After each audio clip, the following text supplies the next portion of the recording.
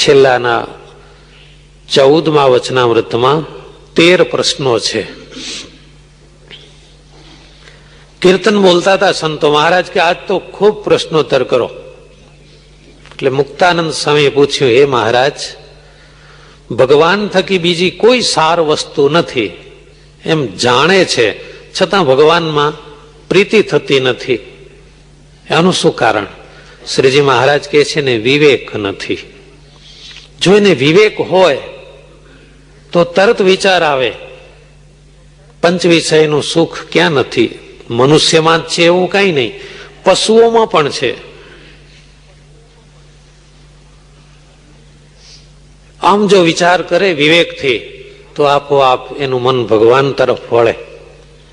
પણ જીવને એવી પાપ વાસના ભરાણી છે, મલિન વાસના. શ્રીજી મહારાજ કહે છે અમે નજરે જોઈ છે.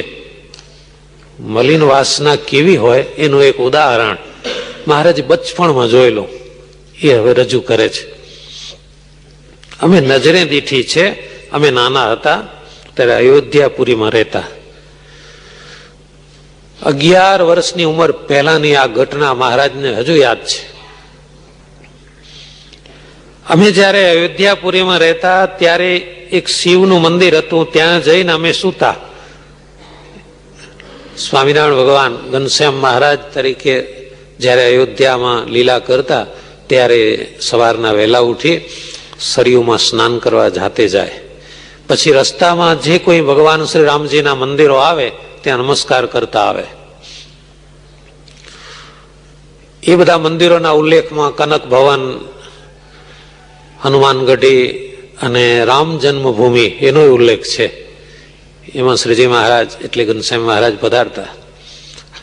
આ બધા મંદિરોમાં દર્શન કરતા કરતા ઘેર આવે એટલે પેલું મહાદેવજીનું મંદિર આવે એટલે જાણે કે થાકી ગયા હોય એમ થોડી વાર મંદિરના ઓટલે સ્વામિનારાયણ ભગવાન શરીર લંબાવતા.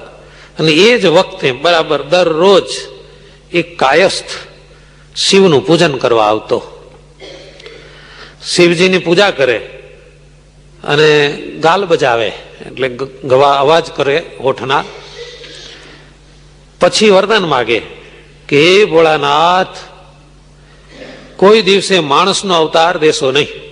આ ક્યાં બિચારાને ખરાબ અનુભવ થઈ ગયો હશે, એટલો બધો કેમ દુઃખી થઈ ગયો હશે. આ શાસ્ત્રમાં તો એમ લખ્યું છે કે ઇન્દ્રાદિક દેવતાઓ, સ્વર્ગમાં રહેલા દેવતાઓ ભગવાનની પ્રાર્થના કરે છે કે અમારા પુણ્ય જો બાકી રહ્યા હોય તો અમારે હવે સ્વર્ગ નથી જોઈતું, પણ મનુષ્યનો અવતાર આપો. એ ભરતખંડમાં જ આપો કે ભગવાનનું ભજન થાય, ભક્તિ થાય, સત્સંગ થાય, સેવા થાય. હવે આ અયોધ્યામાં જન્મ્યો છે, બોલો, ભરતખંડમાં એક તીર્થભૂમિમાં, તો એ થાક્યો લાગે છે. એ કહે છે કે હે ભોળાનાથ, હવે બીજી વાર કોઈ દાડો મને માણસ ન બનાવશો. શા માટે? તને શું તકલીફ પડી? મોંઘવારી નડી કે શું મુશ્કેલી શું પડી તને? પગાર ઓછો પડ્યો? શું થયું કે તો ખરો? કઈ ધંધો બિઝનેસ સરખું નથી ચાલતું? કે આટલો બધો કંટાળ્યો છે કે માણસ ન કરશો બીજી વાર? ના, એવું કોઈ કારણ નહોતું.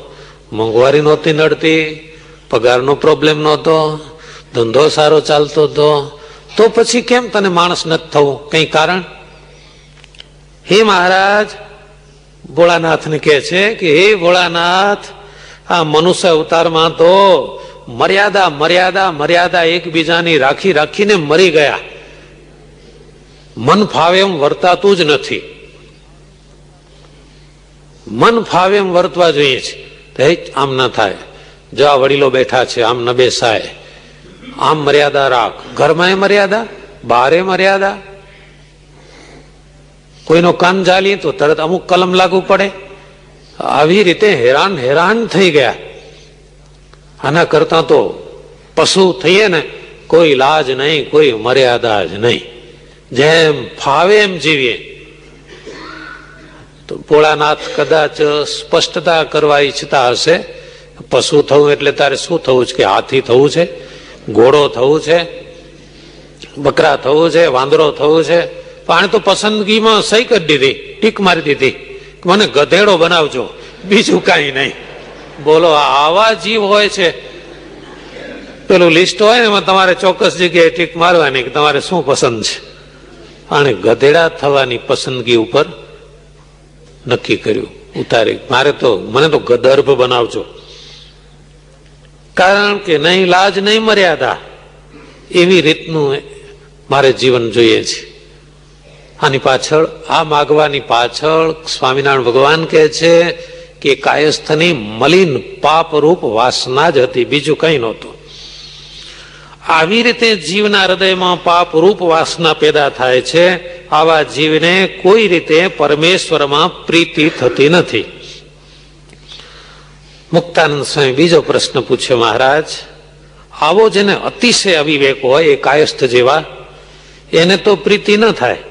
પણ જે જાણતા હોય કે સુખના ધામ પરમાત્મા છે, ભગવાન સિવાય જગતના બધા પદાર્થો દુઃખદાયી છે, છતાં પ્રભુમાં પ્રીતિ નથી થતી, એનું શું કારણ?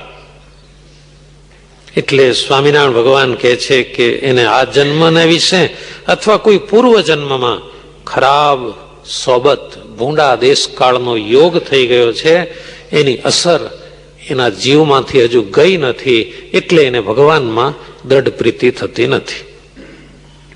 પછી અયોધ્યા પ્રસાદજી મહારાજે પૂછ્યું, એકની તો બુદ્ધિ બહુ છે, શાસ્ત્રમાં બહુ દ્રષ્ટિ પહોંચે છે, અને બીજો એવો છે કે બુદ્ધિ થોડી છે, શાસ્ત્રની વાતો જાજી જાણતો નથી. તો જાજી બુદ્ધિ વાળો સત્સંગમાંથી વિમુખ થઈ જાય છે અને થોડી બુદ્ધિ વાળો સત્સંગમાં રહે છે, આનું શું કારણ? શ્રીજી મહારાજ કહે છે, દૈવી ને આસુરી બે જીવ છે, બે પ્રકારો છે જીવના. એમાં આસુરી જીવ હોય, એની બુદ્ધિ જાજી દેખાતી હોય તો એ સત્સંગમાંથી વિમુખ થાય, અને દૈવી જીવો હોય, એની બુદ્ધિ થોડી હોય તો એ કાયમ સત્સંગમાં જ રહે છે, વિમુખ નથી થતો. અને આસુરી બુદ્ધિ વાળાને ગમે એટલો સાચવો ને, મહારાજ બે ત્રણ ઉદાહરણો આપે છે. આ મરચાનું બીજ, લીમડાનું બીજ અને સિંગડિયા વચનાગનું બીજ, એ ત્રણ બીજ લાવો અને એને વાવો જમીનમાં. ખેડૂતને કેવું, ભાઈ આટલું મારે વાવવું છે, અથવા ગેરકુંડામાં વાવજો. મરચું, લીંબોળી અને સિંગડીઓ વચનાગ, એ ઝેરી વનસ્પતિ છે, એનું બીજ લાવો અને દરરોજ એને સાકરનું પાણી સિંચ્યા કરો. પાણીમાં સાકર ઓગાળી અને એ પાણી રોજ પાવો. પણ પછી મરચાં થાય ત્યારે મોઢામાં મૂકજો જોઈએ.